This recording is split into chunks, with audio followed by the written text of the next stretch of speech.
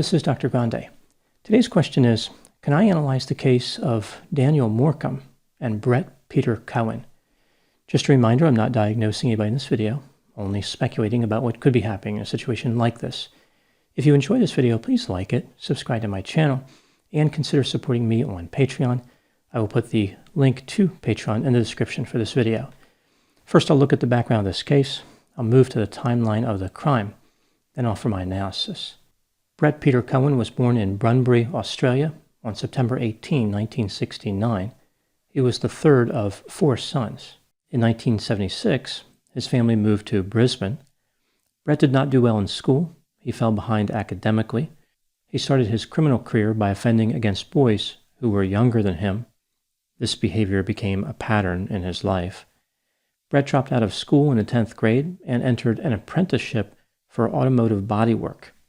His parents pulled him out after he arrived home covered in grease on 2 occasions. Evidently, this was not the standard amount of grease someone would expect for a person conducting repairs. Rather, it was some type of initiation involving other students. Brett's criminal behavior continued. The police were routinely at his house. His parents were becoming frustrated. He was arrested for burglary and car theft when he was 18. Over the next few months, he was arrested twice more for theft and other charges. For one of his convictions, Brett was sentenced to perform maintenance on a children's playground, which seems like a very bad choice of punishment given his history.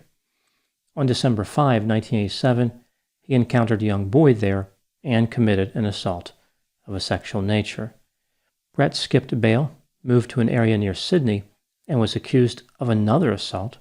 Brett was arrested, charged, and tried, but he wasn't convicted of the most serious charges. Rather, he was convicted of some minor ones. He served just over a year in jail. On September 23, 1993, Brett struck again. This time his victim was a 6-year-old boy in Darwin. Brett was convicted and sentenced to 7 years in jail. After being released about 4.5 years later, he moved to the Sunshine Coast.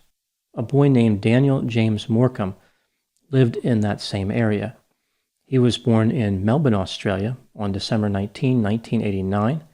His family consisted of his parents, Bruce and Denise, his older brother, Dean, and his non-identical twin brother, Bradley. In 1993, the family moved to the town of Palmwoods, which is on the Sunshine Coast in Queensland, Australia. Now moving to the timeline of the crime. On December 7, 2003, Daniel was with his 2 brothers at his residence. His parents were away for the day at a Christmas party. Daniel decided he wanted to travel to Sunshine Plaza Shopping Center to buy Christmas presents and to get a haircut. The place where he planned to board the bus was an unofficial bus stop under the Keel Mountain Road overpass about a half a mile from his home. Daniel planned to board a bus that passed there at about 1:35 p.m. He left his house at about 1 p.m. and walked to the unofficial bus stop. Daniel had about $100 in his wallet, a phone card, and a watch. The bus did not arrive because the accelerator cable had snapped, which disabled the bus. A replacement bus was sent out instead, which arrived in the area at about 2:10 p.m. This bus failed to stop because Daniel was at an unofficial bus stop and the bus was behind schedule. As the bus passed Daniel, the driver pointed behind him to indicate that another bus was on the way. The driver noticed that there was a man standing about 10 feet behind Daniel. Just after passing Daniel and the man, the driver contacted the bus depot by radio and requested another bus to pick up the 2 passengers at that location. When the other bus arrived just 2 minutes later, no one was at the bus stop. As it turns out, Brett Peter Cowan was the man at the bus stop. He kidnapped Daniel in that narrow window of time. Brett actually drove past the bus that had broken down and then past Daniel. He parked in a nearby parking lot, walked to the bus stop, and convinced Daniel to walk back to his vehicle with him under the guise that Brett would drive him to the shopping center. So when the bus passed them without stopping, this gave Brett a lot of ammunition to use to convince Daniel to come with him. Brett took Daniel to an abandoned building in a rural area and strangled him. Daniel's parents, Bruce and Denise, arrived home at about 4 p.m. Of course, Daniel was not there. Bruce went to the unofficial bus stop thinking that he would pick him up. But when the bus arrived, Daniel wasn't on it. Bruce returned an hour later thinking that maybe Daniel was on the last bus of the day, but Bruce discovered he was not. At this point, Bruce and Denise made their way to the shopping center where Daniel was supposed to be going. When they could not find him there, they went to a police station and reported him missing. An extensive search was conducted, but there was no sign of Daniel. The police followed up on many leads. One of their suspects was Brett Peter Cowan. He admitted that he had driven by the unofficial bus stop on 2 occasions the day Daniel went missing in order to obtain marijuana. The police discovered that Brett's description of his movements on that day did not add up, and he changed his story repeatedly. Even with these inconsistencies, the police did not have enough to charge Brett. Nothing happened with the case for several years. The police eventually decided to launch what's called a Mr. Big operation. This is when undercover police officers pretend to be criminals and recruit a suspect into a fake organized crime ring. Eventually, they try to elicit a confession from the suspect. The police can do this in a variety of ways. They can tell the suspect that they need them to confess to prove that they are a real criminal, like to gain access to the club or to be given better criminal opportunities. The police could also tell the suspect that the confession is necessary in order for the criminal organization to trust them or protect them. Either way, the police use deceptive tactics to obtain a confession. Mr. Big operations are not allowed in many countries, like the United States or the United Kingdom. However, they are allowed in Australia, New Zealand, and Canada. In 2011, a coronial inquest was held for Daniel's case. Brett was forced to testify at this inquest. He had to travel all the way from Perth, Western Australia, where he now lived. The police launched the Mr. Big operation right after his testimony. They put an undercover officer on the airplane for Brett's return trip to Perth on April 1, 2011, a fitting date considering what the police were up to. Using the alias Joe Emery, the officer struck up a conversation with Brett during the 5-hour flight. The officer managed to befriend Brett in that amount of time. Joe said that he was moving to Perth and would like to get to know Brett better. They made plans to hang out together in Perth. Within a few weeks, Joe managed to deceive Brett into joining the fake criminal gang, which again was filled with undercover police officers. Over the next several months, Brett was paid to commit small crimes which were staged by the police, like burglary, car theft, and collecting money. Brett's income was increased over time to make him more dependent on the gang. In early August 2011, the gang introduced a job that was coming up, which paid $100,000. Undercover officers told Brett that they really needed him to come clean about his background as they considered him for this big job. They knew that he was a suspect in Daniel's disappearance, and they were concerned that he could be charged with murder. This, of course, would interrupt their plans and bring a lot of scrutiny on the gang. The criminal organization could help him if he would just be honest with them. They could protect him from the consequences of his behavior. For example, they could find him alibis. But they had to know every detail. If he did not tell them, they were going to cut him off completely. So he wouldn't just lose this next big job, he wouldn't have his steady money either. The undercover officers told Brett they considered him to be part of the family, a sentiment that he reciprocated. Brett didn't want to lose his source of money, and he didn't want to lose the connection with the gang members. Therefore, he confessed about murdering Daniel. He told them just about every detail of the crime, although he still lied about the time that he was at the marijuana dealer's residence. So his confession didn't really make sense with the timeline, but the police were pretty satisfied with the result because they had so many details about how Daniel died.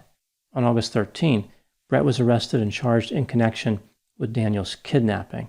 On August 17, Daniel's remains were found in a rural town called Glass House Mountains. Brett's charges were upgraded to murder.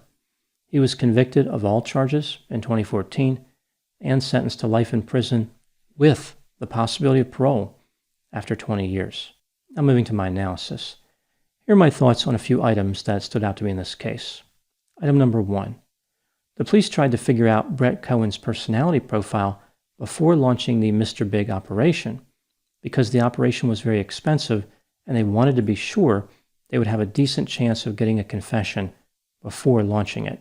They talked to people who knew Brett and had them fill out questionnaires about his personality. Here's what they found out about Brett's personality. He had no emotional contact with his victims. Brett was attention-seeking. He wanted to be accepted by others. He was easily bored. His driving skills were atrocious, and he would frequently speed. Brett would do anything to make himself look better. He was highly manipulative and lied all the time. When he was caught in a lie, he would threaten to sue people for defamation. Looking at what the police found and converting that to the 5-factor model, it appears as though Brett had low openness to experience, low conscientiousness, high extroversion, very low agreeableness, and very high neuroticism. Not surprisingly, Brett appeared to have characteristics of both psychopathy and narcissism. This is quite common with people who end up committing murder. Item number 2 is the ethical concern with the Mr. Big operation.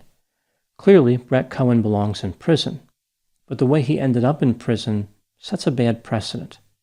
The reason Mr. Big operations are banned in many countries is because the confessions they elicit are not voluntary. There are a lot of reasons why a person would confess to a crime. The only type of confession that can be accepted is one that is freely given and truthful. In the case of Brett Cowan, the police were giving him thousands of dollars. He purchased a new SUV. He was interested in buying a house and a boat. He was excited about the prospect of getting a pilot's license. In addition, he thought of the fake gang members as his family. The Mr. Big operation changed his life. He didn't want to give that up. It's clear that Brett was actually guilty, but the end does not justify the means. A Mr. Big operation is the equivalent of an unethical research experiment. Like when scientists severely harm people to collect data that could be used to help other people. When this happens, the researchers are not supposed to apply the findings, but they often do. They can't help themselves. It's difficult to turn away from knowledge, regardless of how that knowledge was obtained. The Mr. Big operation exploited Brett's gullibility, greed, and his need for belonging. It was certainly clever, but that doesn't make it ethical.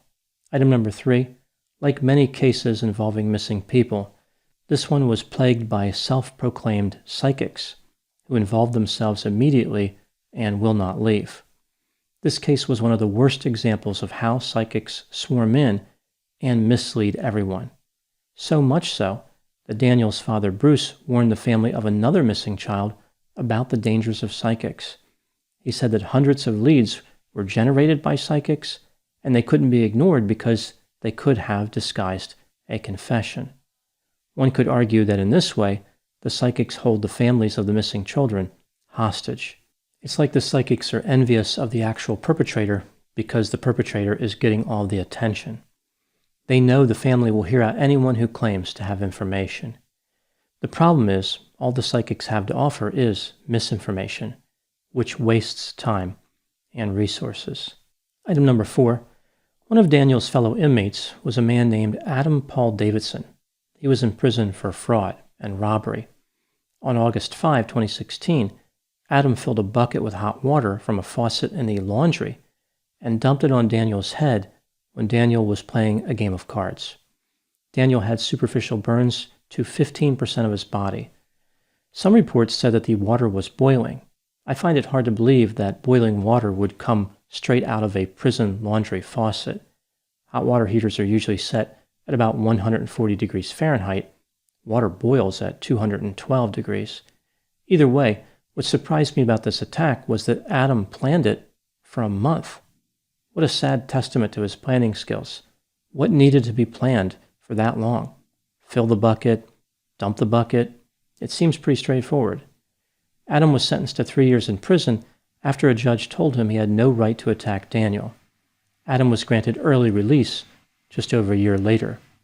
Sounds like there were mixed messages. Moving to my last item, number 5. This is only tangentially related to the case.